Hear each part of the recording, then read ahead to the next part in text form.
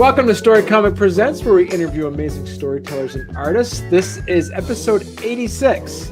I am your host, Barney Smith of storycomic.com, and we are excited to have with us the internationally acclaimed folk entertainer and author, Rik Palieri. Rik, how are you doing? I'm doing great, Barney. You know, this is a wonderful thing that you're doing, that you're giving authors a chance to be able to talk about their book. You know, we just went through this pandemic, and those of us who put out a book during this time, it was very difficult to get any kind of attention. So it's really a gift that you're giving all of us to give us a platform in order to tell our story. You're welcome. And you are, as we said before we went on the air, you're here in Vermont as well. You moved here in 1980, so not born here, but I'm sure people give you some credit knowing that at least you've been here for 40 years, so that counts for something, right? You know, as I was explaining to you all, you know, before we started, that Vermont is a hard teacher, and rightfully so. You have to be tough to live here. Right. And you have to be able to get through the winters. And I think that, those people who don't have enough stamina don't stay. And that's why a lot of that old joke about, the person's been there for about 5 years and every day, he waves to his neighbors and they never acknowledge him. And then one day, the husband says to the wife, "Well, it's been here about 5 years. I think we'll wave." Yeah.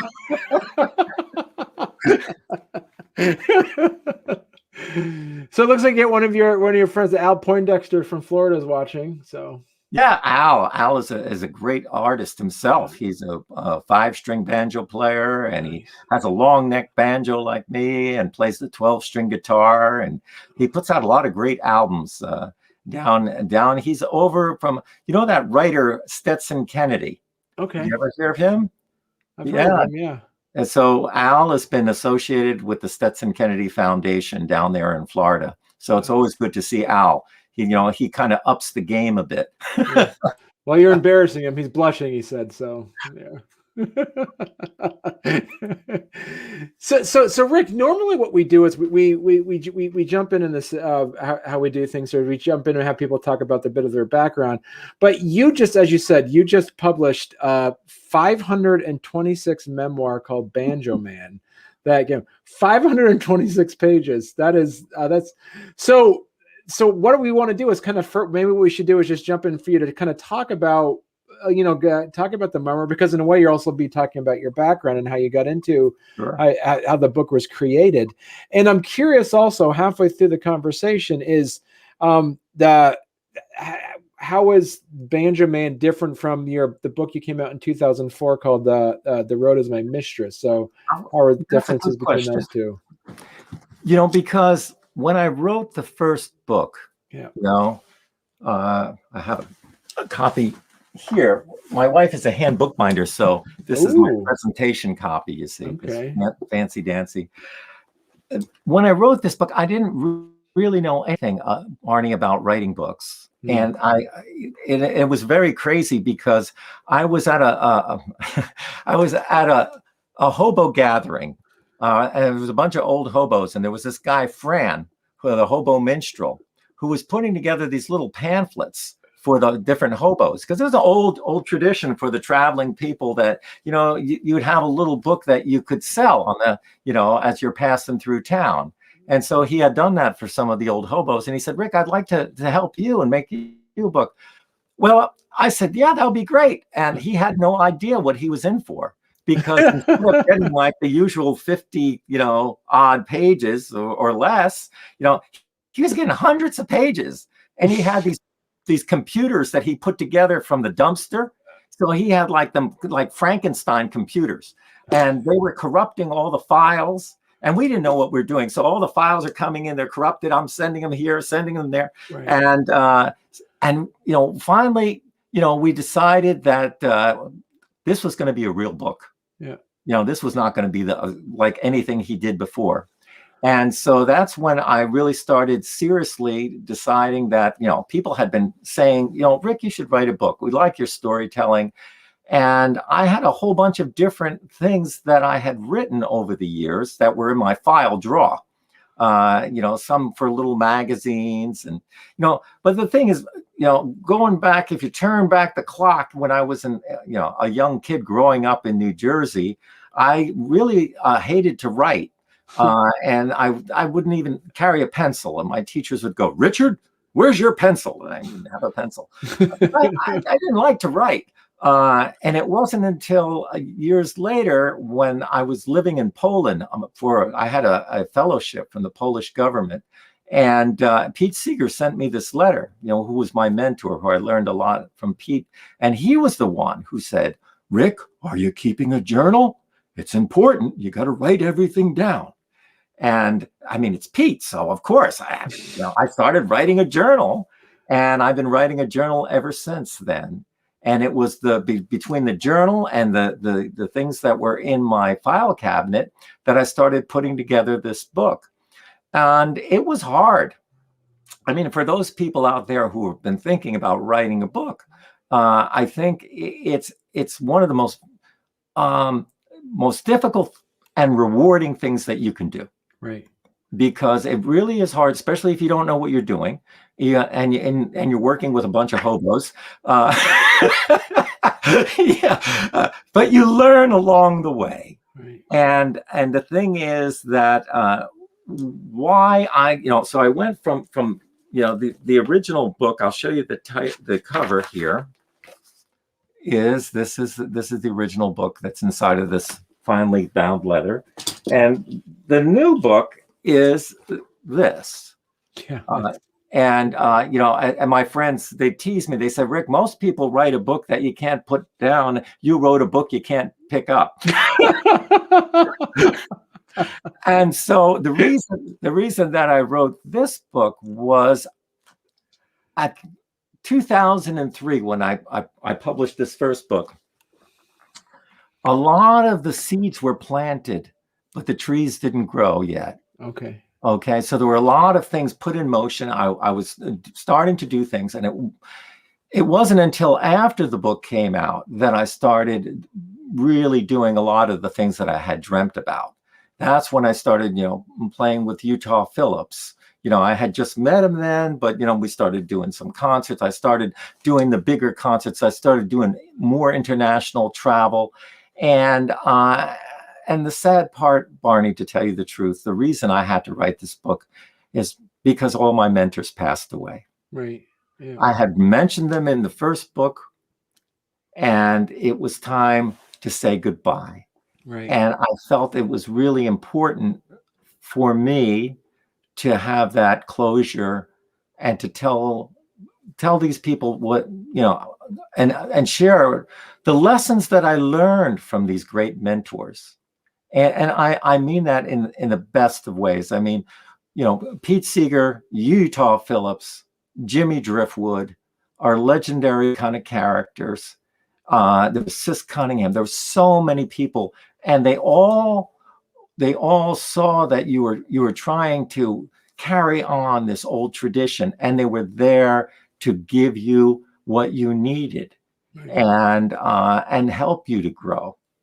And I felt that there'd be people who are getting involved in this music, and they wouldn't have that opportunity to meet these people. So I wanted to share everything that I experienced, so that if somebody was learning about folk music or getting passionate, involved in I was when I was a kid, that they could read what was Pete Seeger really like? What was Utah Phillips? How was it to sit around and talk with Utah, or Jimmy Driftwood, who wrote the Battle of New Orleans?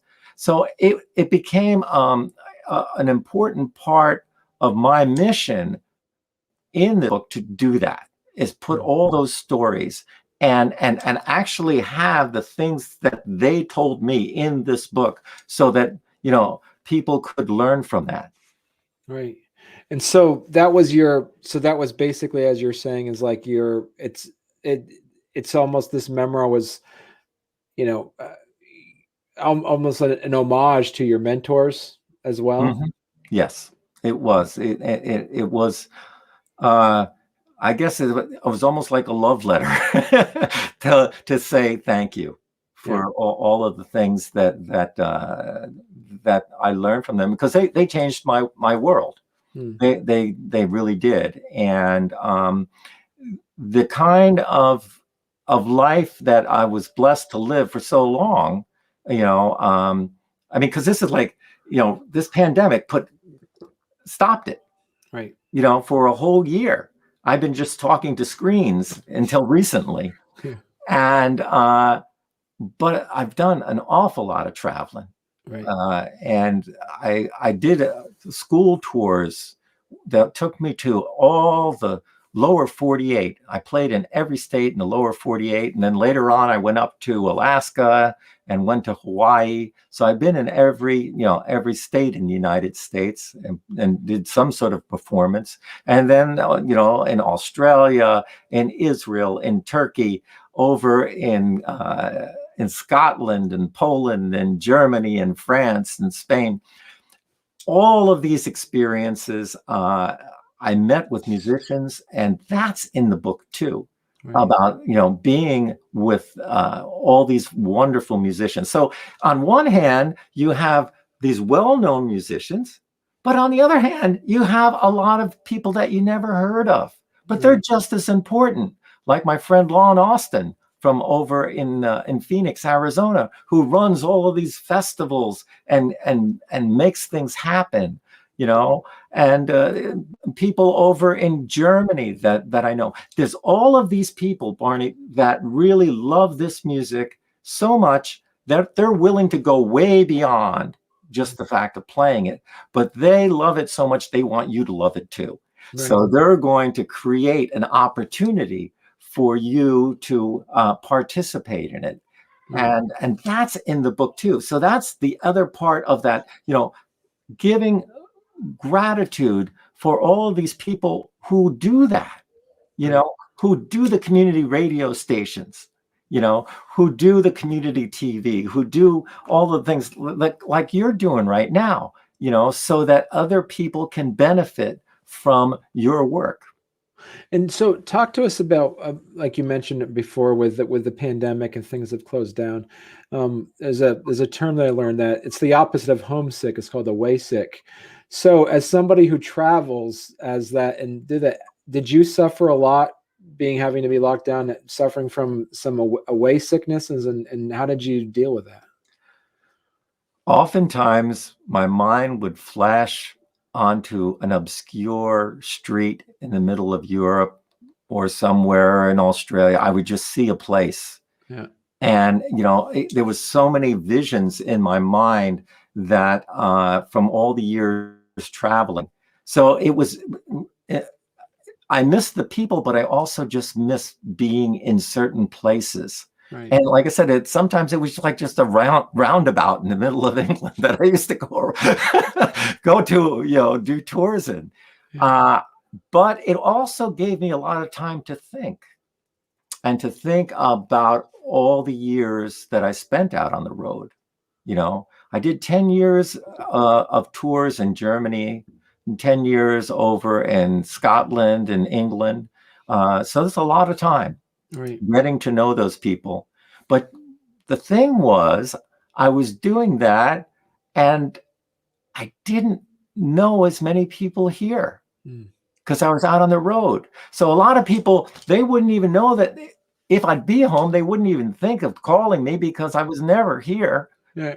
And so I really, just a few years ago, was inspired by a lot of people like Michael Jonathan, who does Wood Songs radio, and George Hamilton, the fifth, who does this thing called Viva Nash Vegas. And I said, it would be really cool to try to put together some community things. So from Michael Jonathan, we kind of worked out this idea of a song farmers group where people from the community just get together to play music and talk, and it's not about a performance. And for the, from Viva Nash Vegas, I put together the Great Vermont Barn Dance, where it was like a 1940s kind of radio show where everybody got to, go around one microphone and sing together. And it was a variety show with storytelling and music. And I talk about some of these things, in the book also, about the importance of community. And, because if you don't have community at home, then it's always, the grass is always greener. You're always thinking about what's out there. And what you want to start doing is have the same appreciation for your community here, and to take, once again, what you've learned and try to share it with the community. Right. So talk to us a bit about the actual book itself. So it's a memoir. Does it start back in the early 70s when you, like a few years before you started playing with Pete Seeger? Does it start? It starts when I was born. It starts when my father in the Navy and him hitchhiking back to my mother's already in the hospital, and he's hitchhiking back, and he doesn't have much money. He has only enough money to buy a bus ticket, or he could take that money and buy a bouquet of flowers. So he buys a bouquet of flowers and doesn't realize how far it was to walk. By the time that he got there, all the flowers were all wilted. And that's sort of like, this kind of, one of the things that, you got to be real. Right, Barney, you got to be real. It's not like, okay, you're this musician and traveling, all this stuff. But where did you start? Right. And this whole idea. And I was just reading the story, on my little live stream about my, when I was a young kid. And because my father was hiding this fact that he was dyslexic, and my mother was from Poland and she didn't read them, weren't a lot of books until I got my encyclopedias, and that fired up my imagination. And then I had this imaginary friend that I didn't know about. I only found out about it and was reminded about it a few years ago, who was like this professor. Uh-huh. And this professor would take me on adventures, on hot air balloons, and in Africa and all kinds of things. And my parents thought I was a little bit wacky, but my imagination was fired up, and I was having all these adventures.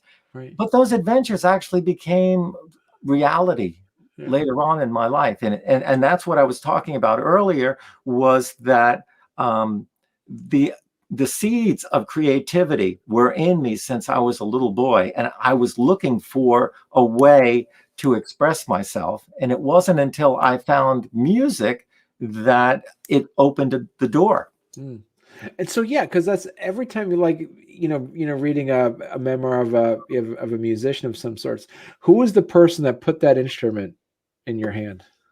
Well, there was a lot of, as a young person, you have a lot of musical experiments, let's say, where you try this instrument and you're trying to find something that's right for you. Right. And it wasn't until the banjo came into my life that everything changed. And this is my banjo that's been with me since the very beginning. Really? Okay. Yes, this is my banjo, and there's a lot of funny stories that are in the book. One that Pete really loved was I was trying to learn how to play this banjo, and I didn't know that the difference between a 5-string banjo and a 4-string. So my mom made me take lessons at this music store, and he didn't play the banjo. He had an electric Les Paul with a Mel Bay hook, and I had this tenor banjo, and I was wondering why it didn't sound right. Right. And one day I happened to see Pete Seeger on TV, on Sesame Street, and he had this 5-string banjo, and I went back to that instructor and I said, well, I saw this guy has a 5-string banjo. And he says, listen, kid, you learn how to play these 4 strings and we'll drill a hole and stick another peg in. We knew nothing about the banjo. And of course, I was able to get a Pete Seeger instruction book. And I learned, taught myself, the simple strums that were in the book. And it was, this is a fun story. This is in my book. So here I'm trying to learn how to play this is before I met Pete. So I'm still in high school and I'm hitchhiking around and I'm with my high school buddy who I kind of talked him into the fact that he could play the mandolin. So he had his mandolin and we're hitchhiking and we hear about this place in New Jersey called Albert's Cabin. Albert's Cabin. And it was like this hunter's lodge in the middle of the Pine Barrens. And so we get down to down in southern Jersey in a music store, and we don't know where we're going. All we know is like Albert's Cabin. So we're going like, we talked to the guy. I said, did you ever hear of Albert's Cabin? And the guy goes, well, boys, I'm going there tonight. You can come with me. So we just climb in the back of his car and we're driving down the New Jersey Turnpike. And all of a sudden, no, it was the Garden State Parkway. And he's driving, and then he makes a quick turn, and now he's driving on the opposite side of the road the wrong way, and he goes into the woods. Now, Barney, you can imagine. Now, here we are, young kids, and we're getting freaked out. Like, who is this guy? We just went down the wrong way, down the highway, and now we're in the woods. And then there was like all these abandoned refrigerators and all kinds of things. And we're starting to think like, oh God, he's an axe murderer. He's going to kill us. I know it. And like Dwayne and I are looking at each other, and there came to a point where there's this mirror that was stuck in a tree, and the headlights of our car flashed back at us. And oh God, we really felt like that was it, the psycho moment, And then all of a sudden we heard the sound of music. And he pulls in, and there's this old cabin, and all of these people are sitting on the front porch. And there's these two banjo players. One's a young kid like me, and there's this old guy, and he's got this homemade banjo, and he's sitting there, and so I came over and I took my banjo out, I start to play something like Cripple Creek, and they're smiling and everything, and the old man, he goes, well, my name is Sam Hunt. I've been living here in the Pine Barrens all of my life. I make these banjos myself. I have the wood. I hide them underneath of my bed. Everywhere you go, there's some wood. And I build old boats, too. I got lots of boats. And this guy kept talking like he wasn't taking a breath. He was like talking fast and furious. And I'm listening to him. I never heard anybody like old Sam Hunt. And then he goes, well, we're going to play that old Joe Clark. You know that one? Well, I saw it in the book, but I didn't know it. Yeah. And he stops and he calms down and he goes, well, we're going to teach it to you right now. He goes, you take your finger, you slide it down like that. Can you do that? I went. He said, good. He said, put one finger behind the other. Now pull off like this. I did that. Then hit it open. Then fret that finger on the second string on the first fret. And then hit it open. So I went, and then we started playing that song.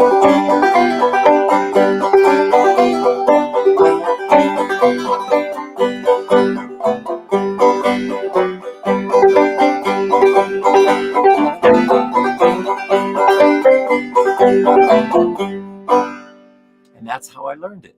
Oh, yeah.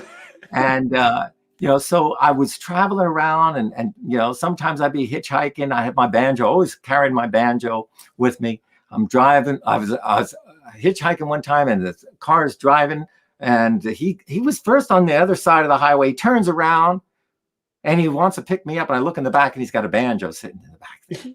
He goes, where are you going? And I told him that I was going to see some friends to play some music. He goes, oh, great, but first let's go see my friend. And we drove over to some other guy's house, and he played some music. We played music together, and then we all together went over to my friend's house and stayed there.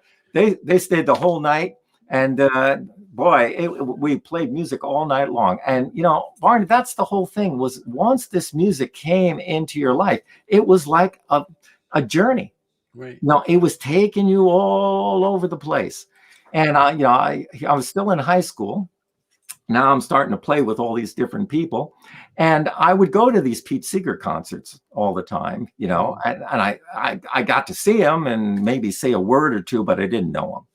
but he was playing over in Central Park with Arlo Guthrie. And my mother took my two sisters that day. They went down there, and all the people were setting out old blankets and stuff. And my sister Lisa says, what are you doing? And I said, well, the Pete Seeger and Arlo Guthrie are going to be here. My sister recognized the name Pete Seeger because I had all these records and books.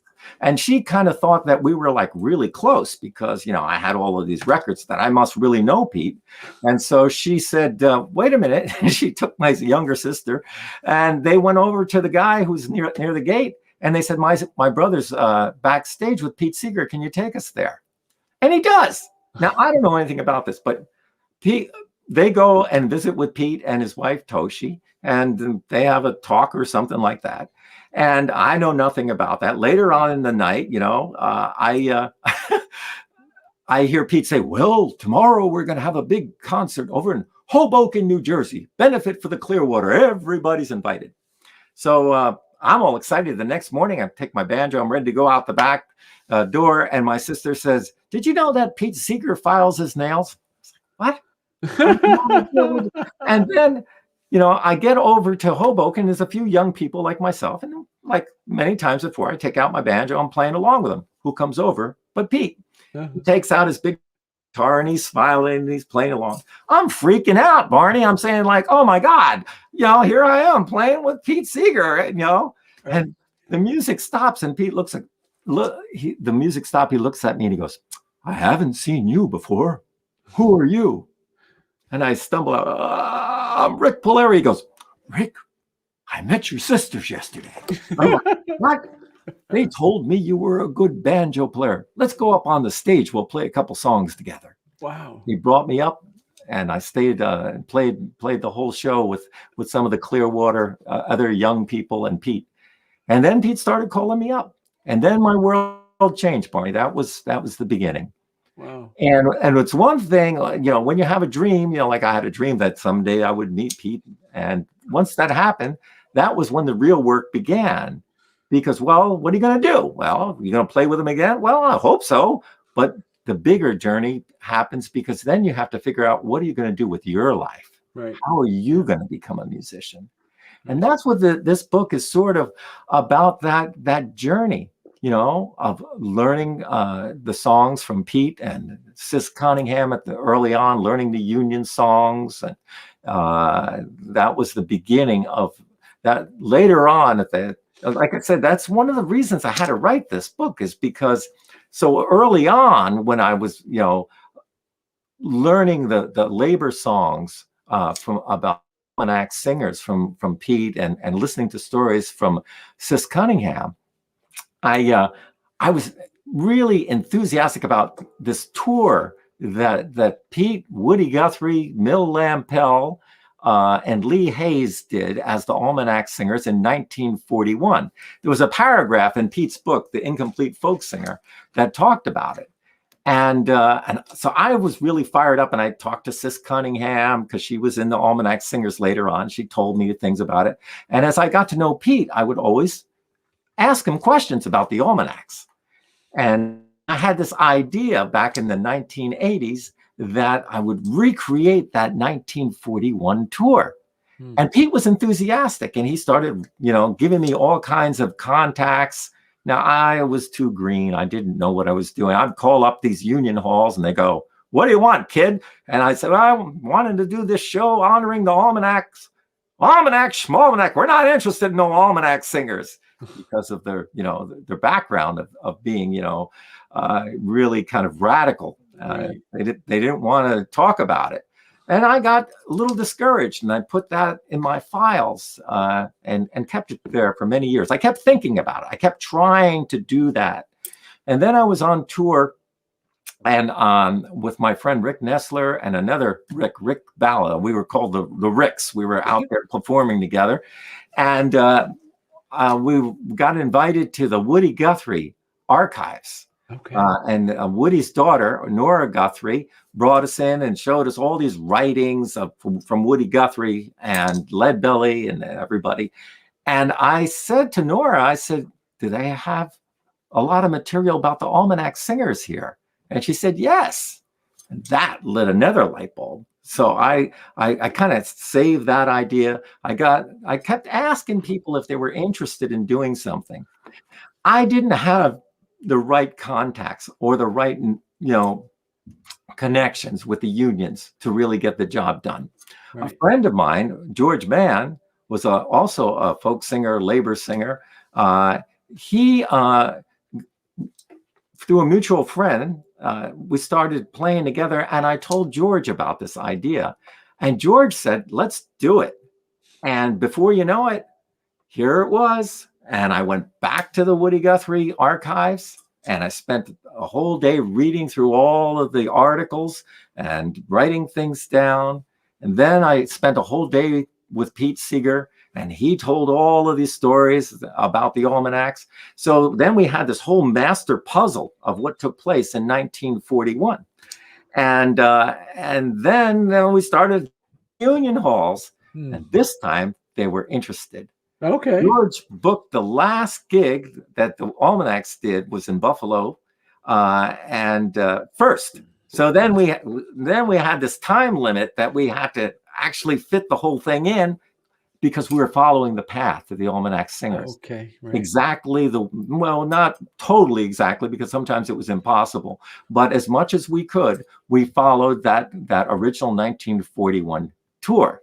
And when I did the research at the Woody Guthrie Center, I found out what they really would happen back then is they were singing for the Transport Workers Union in Madison Square Garden for 20,000 workers there. And one of the delegates from the West Coast started talking to Mill Lampell, and he said, "Why don't you come out to California?" So then they started having that tour, and they needed a way to get around. And so they made 2 records, and they were able to buy a 1932 Midnight Blue Buick touring car. Wow. That was formerly owned by a gangster named Joey the Mouth. Now, supposedly, Joey didn't need it anymore. So when the Almanacs got it, it had bulletproof glass and it had lead shields in the sidewalls. And that's what they toured around in. So I started really learning about what took place. And then George and I did it. We did 9,000 miles across the United States, playing in union halls in the same towns as the Almanac singers. And that's sort of like the book really tells you all about what it was like, not only our tour, but the original tour, and also why did they go to those places? What was the union history there? Right. Now, I'm a member of the local 1,000 musicians union. So, it was one of those kind of things. It was a lot of pride to be able to go into all of these union halls and to be sharing that story. So that's like one of the many, many different adventures that you find in the book. And I guess one of the stories, would you like me to read a short little story? Sure. Yeah. Now, one of the stories, in fact, once again, Pete was so important in my life that he was constantly pointing me the way and opening up more and more opportunities for me. And so let me see if I can find this. Yeah, you could find it, Rick. It would be nice. Yes, it's here. Okay, I got it. And so, the very first time this song was in print was from Pete. Right. I had sent him this, because I would send him letters, send him letters back and forth. I have like 64 letters from Pete Seeger giving me advice on all kinds of things. and so I used to send him things, and I sent him this letter, and he gave me a call, and he said, "Rick," he said, "I didn't tell you, but pick up the Sing Out magazine. I put your story in there." So he put my story in his column, in his Appleseeds column.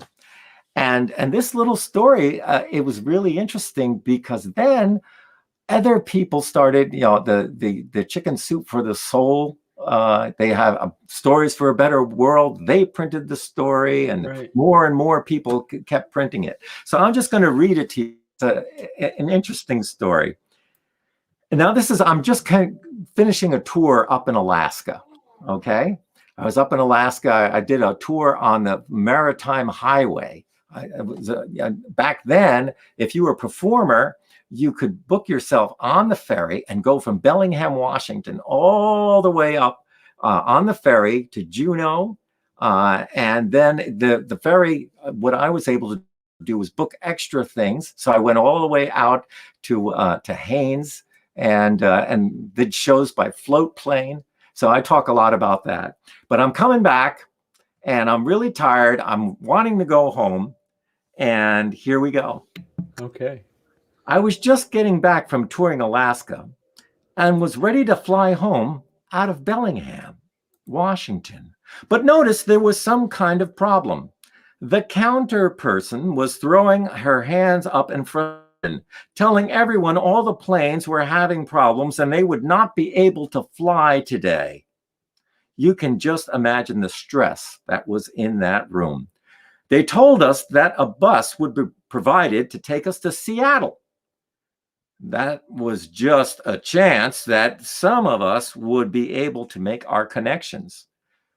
Everyone was worried. We only had an hour and a half to make the connecting flights, and the bus was not even at the airport yet.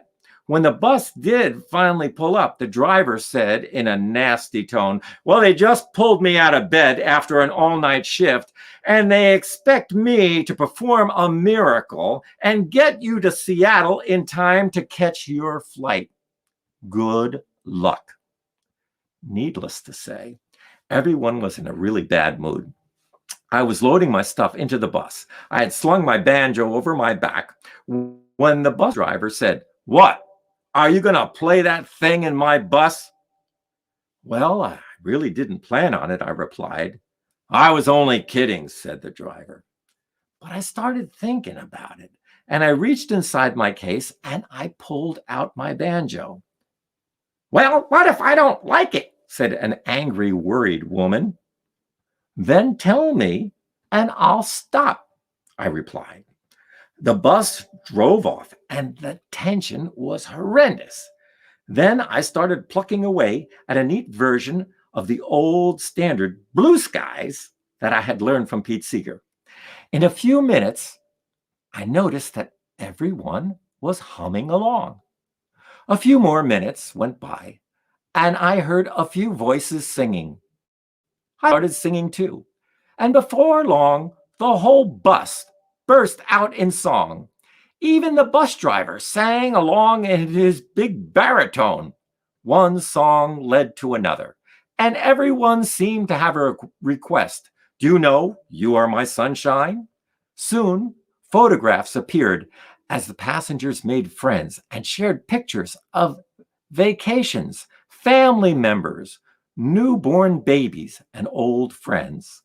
Everyone laughed and sang with food being passed around the bus. Before we knew it, we're pulling into the Seattle airport.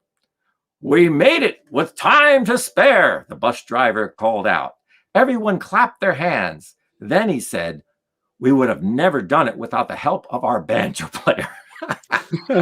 Shouts of approval rang through the bus.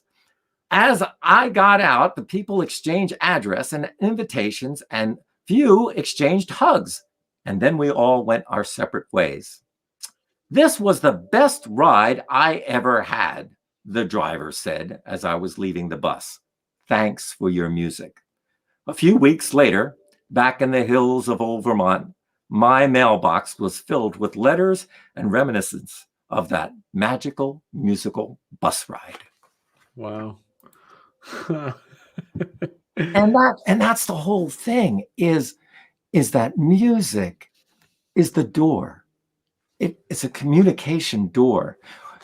In these times when people have a hard time talking to one another because of politics, you can play music together. Hmm. You can play music no matter what your politics are. Right. You can share food together. You can share stories together. And that is the beginning of that bridge that connects us. Right. Yeah. So let me ask you then, Rik, because you've been, as I think you said in your biography, you've been doing this well on 50 years. What was stopping your book from being 526 pages to being 1,026 pages? What stories, what parts did you have to cut out that you must have had to do some editing on some of that stuff? Well, luckily, I had a wonderful editor, Yeah. Tim Brooke. I don't know if you know Tim. He's written a lot of books, and he's involved with the Endangered Alphabet Project. Mhm.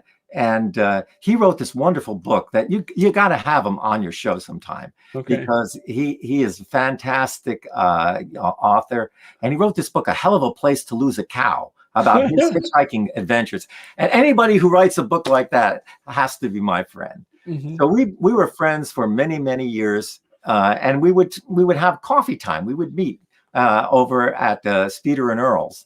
And we would sit around and we would discuss the different projects. And I told him I was working on this book.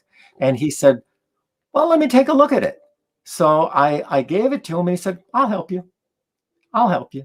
Yeah. And he said, don't worry about it. And so he kind of gave me advice into shaping the book. Okay. And so we kind of determined, Barney, that the stories had to have a couple of different things. They either had to be a teaching kind of a story where you learn something. They had to be a funny story. They had to be sort of a sad kind of story about life. Those are the criteria that we kind of used. So we went through a lot of the stories, because there's a lot of the stories that are in my first book that did not make the cut into the second book. And I wanted it to, once again, to celebrate my mentors. And so I wanted it to really show that, when Pete came into my life is when my life really changed. And at the end of the book, we say goodbye to Pete at a huge concert at the Lincoln Center in New York City.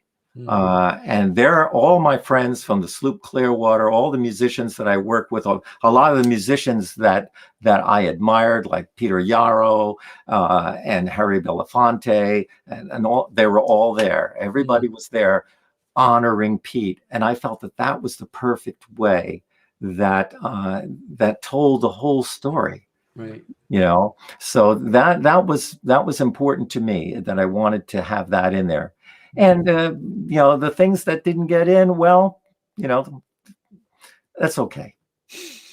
Is there any thoughts of maybe looking at doing something else, like an addendum book to this, or anything for the stories that didn't make the cut that you still wanted people to hear about? I think that right now I'm working on some creative projects I'm doing all of these watercolor paintings that I'm hoping to illustrate a children's book about, I should tell you that story. Okay. So I was down in a hobo jungle, down in Pennsburg, and the hobo, and I'm not talking about bums here, Barney, the whole thing is, as a hobo historically was a worker. It was somebody who works and wanders. Utah Phillips used to say, a hobo works and wanders, a tramp dreams and wanders, and a bum just drinks and wanders. So you never call an old steam train riding hobo a bum. Right. It's respectful. They can call each other bums, Right. and they would, Yeah. but don't do that. Right. Because they were agricultural workers. I mean, it all goes back to the old days, after the Civil War, where it's sort of like Vietnam. In Vietnam, how it was hard for certain people to go back to life after the carnage that they experienced. Was the same thing in the Civil War, with brothers fighting against brothers, and the country being divided, that these guys, they were called homeward bounds. And they were going home, but they were going home slow. And they would go and hop the trains, and they would carry a pole. Now, in the cartoons, they show a pole with a bandana on it. That wasn't it. The pole was to screw into a shovel, okay, or a rake to make the job easier. They were workers. And, you know, they had, you know, all these different, you know, signs, the hobo codes. And you can see that over here, you know, the sign of the shovel. That's what you'd find the sign of the shovel scratched into the, you know, into maybe the water tower, you know, showing that there's work in town. But anyway, so we're over at the hobo jungle where some of the old time steam riders were still living. They were still living, you know. They didn't live that long, but they were there, and they'd sit around the campfire and they would tell stories. And there was a queen of the hobos and a king of the hobos. They were elected by their peers. Wow. And if you were a friend of the hobos, you would get dubbed. They gave me honorary names. They dubbed me the Grand Duke of New England hobos. Yeah, that and $2 might get you a cup of coffee, right? But so I learned a lot from them and wrote a lot of songs about that, you know. And so I just realized that, Rik. So the hobo is short for homeward bound. Yeah, that's one of the old things. So when a hobo catches the westbound, they catch the little last train up to heaven. And so this is a song that talks about Frog, one of the kings of the hobos, who caught the westbound. I live my life as a hobo. My only home is the soul train. I've been a frog and a king. Lord, I've done everything. Now I'm riding on that westbound train. Let jungle fires burn wild and free, and pass my bottle around. Let the train whistle blow, tell the old folks I'm a riding on the westbound. I slept in every old boxcar. I rode down every railroad line. Well, I don't have to boast.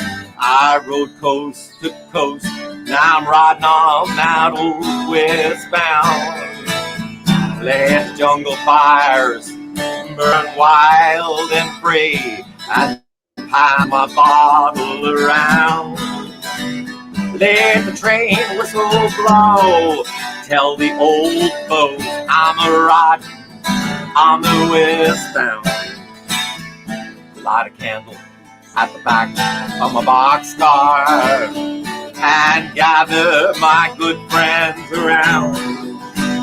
Let the old banjo ring while the hobos all sing. I'm a riding on the westbound. Let jungle fires burn wild and free, and pass my bottle around. Let the train whistle blow, tell the old folks I'm a riding on the westbound.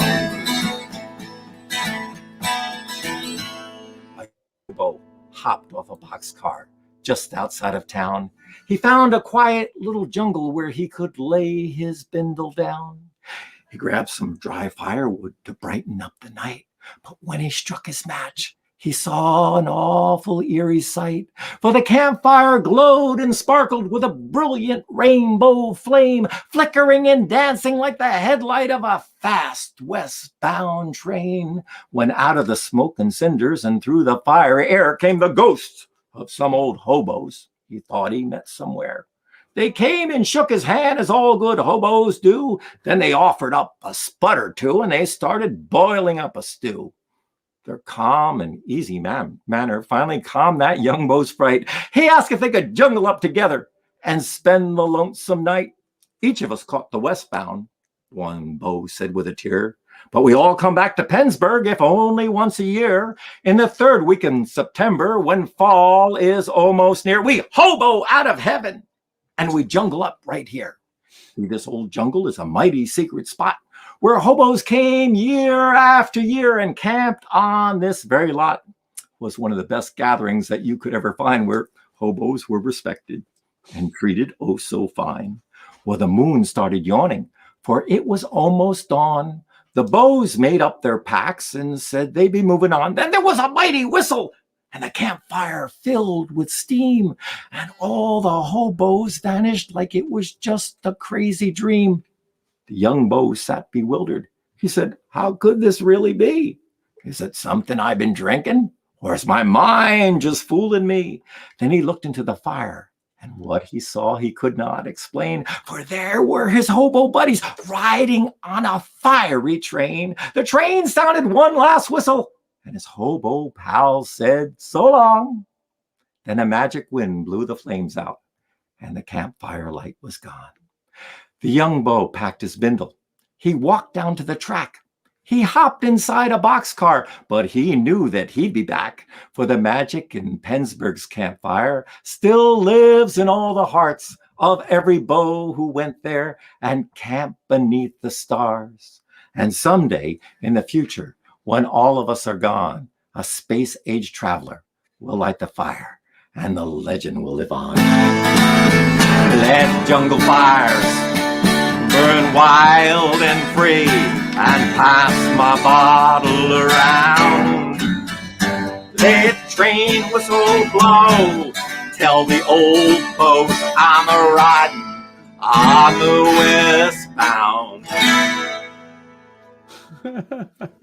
westbound. That's amazing. Is that going to be your children's book? Is that the one you're? Yeah, that's the one. I'm doing all of these illustrations of the hobo community for that. But that's in my book. That poem that I wrote called the Hobo's Campfire. And so what happened is that when you go to a hobo gathering, the first thing is that you have to start a campfire. And when you start the campfire, you put in all the ashes from different campfires all over the country. All the hobos from the east, they bring in the ashes, and they also bring ashes of some of the hobos who passed away. And when they put those ashes in there, sometimes there's like metallical things in there, and it changes the flames into different colors. And that's what inspired me to write that song. Wow. Not the song, but the poem. The song was something totally different. It was about Frog, and the funny story about Frog was that his friends thought he had passed away, and they had a funeral for him. And it turns out that he didn't pass away at all. He was robbed. Somebody stole his identification and were pretending that they were him. So I had written the song thinking that he was dead. And then, of course, he said that he wasn't dead, but his words were, but now I know what my funeral's going to be like. But the thing is, Barney, what happened is that when Frog did pass away just recently, right before the pandemic, his last wish was that I came out to the hobo cemetery in Britt, Iowa, and sing that song for him. And I went out there with my friend Rick Nestler. We're there in the hobo graveyard. And right there on Frog's tombstone is my song. There's the words to my song on his tombstone with my name. I was like, this is weird.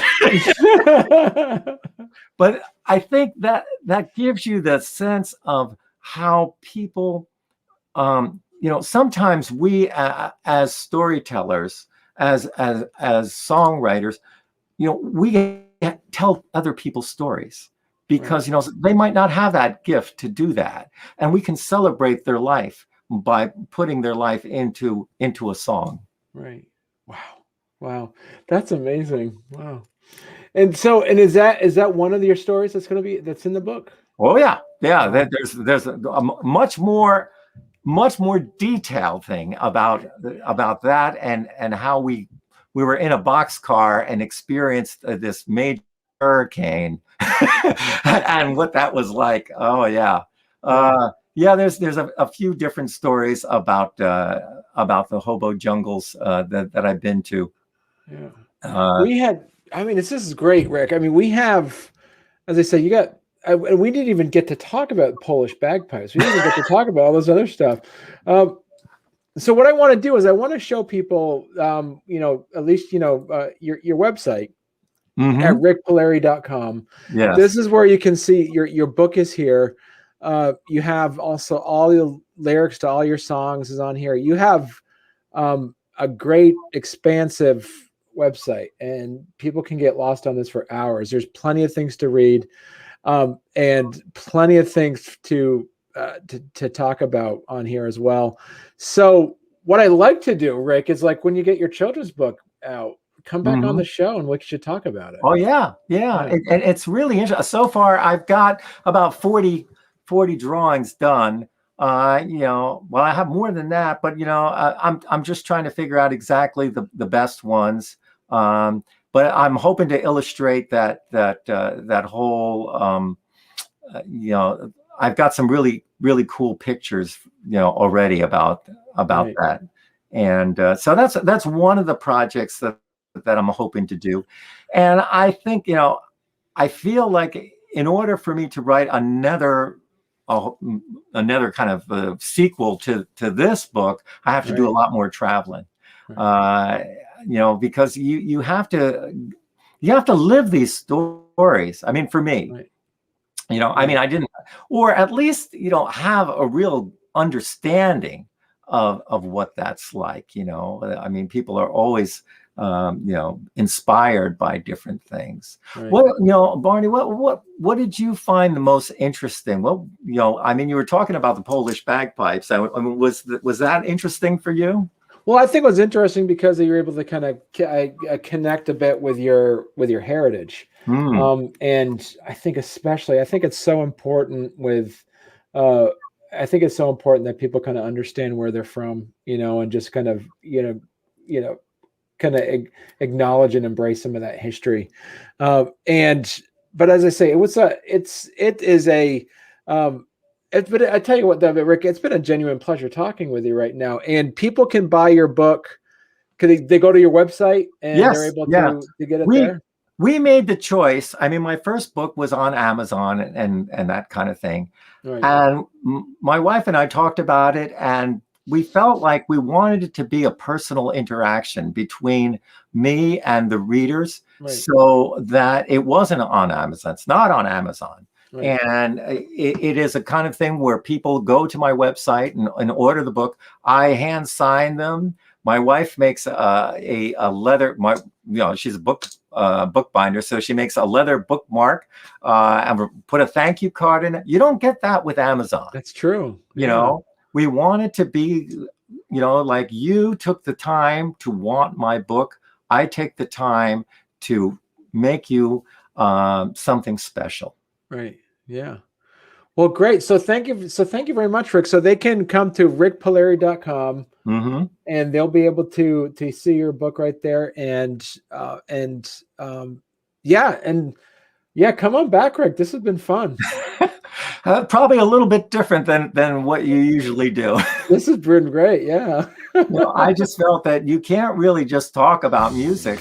I had to share some music with you. I hope you didn't mind. No, that was perfect. Thank you very much. My pleasure.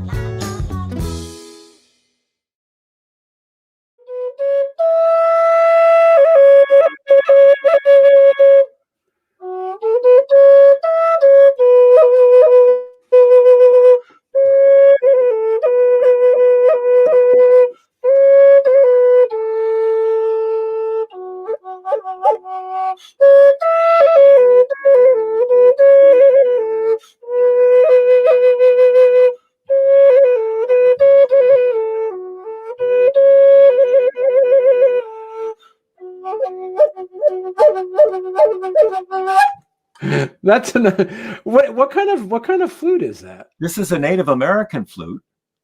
This is like a new age Native American flute Okay. because it has an extra drone note on it. So when you play it, you can play it singly Okay.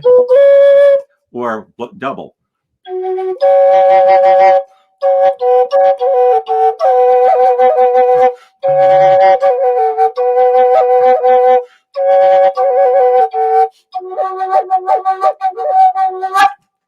Wow, that is awesome. Where did you get that?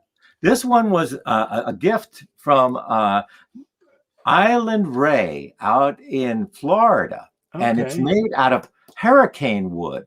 So Okay. this was a tree that came down in a hurricane, and Ray came to one of my shows in Florida, and he said, "I'm gonna gift you a flute." And so he gave me this wonderful flute that Right. I brought all over the world with me because it has a very unique tone. Okay. Yeah, that is wow, that is pretty cool. I've never seen one like that. That's pretty interesting.